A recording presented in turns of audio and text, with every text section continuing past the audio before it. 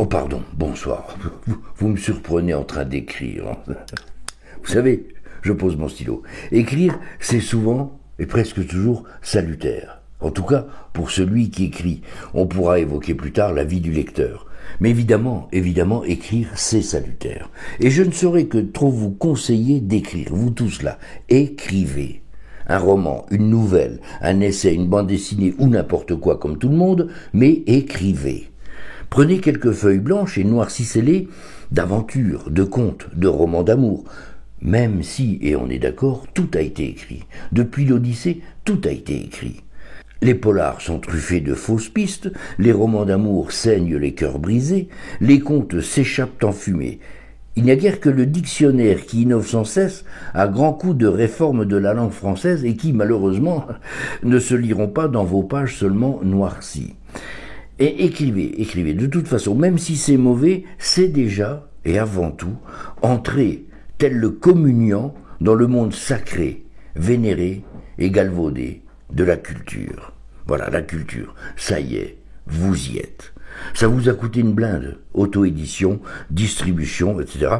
Vous ne serez jamais lu, sauf par vos amis, les vrais, ceux qui mentent. Mais ça y est, vous faites partie de la grande famille borgiaque de la culture. Alors même si, effet de masse oblige, vous n'en êtes qu'au 1000e virage, vous savez, c'est comme chez Disney, vous êtes là avec votre chef-d'œuvre tarte à l'encre à la main et vous vous sentez légitimement culturé. C'est comme Adoubé, mais pour la culture. Et c'est normal. Vous y avez mis vos tripes sur le papier. C'est pour ça que c'est souvent si sale.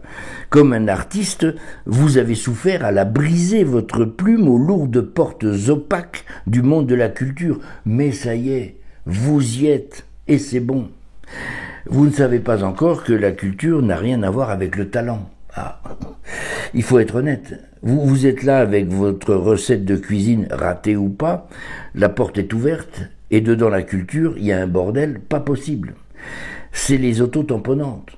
Les promesses vont vous percuter de face, les avis et les critiques vont vous grimper dans le cul, le volant, celui que vous croyez tenir fermement tel un cap, ne vous obéira pas, et très rapidement, trop rapidement, vous vous retrouverez sur la touche à quémander de l'encre, encore de l'encre, toujours de l'encre, pour replonger dans le manège, tellement vous êtes sûr d'avoir compris, c'est sûr, j'y suis à deux doigts, du talent.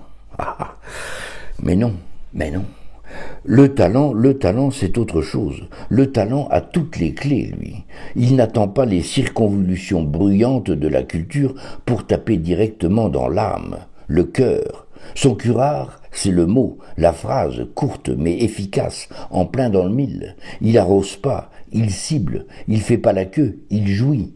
Et alors, pour les plus sages d'entre nous, on casse sa plume et on boit l'encre, pour les plus fêlés, on espère la lumière, et pour les meilleurs, on taille encore plus pointu son crayon, et on écrit, avec pour seule crainte, tel le constipé, la page blanche.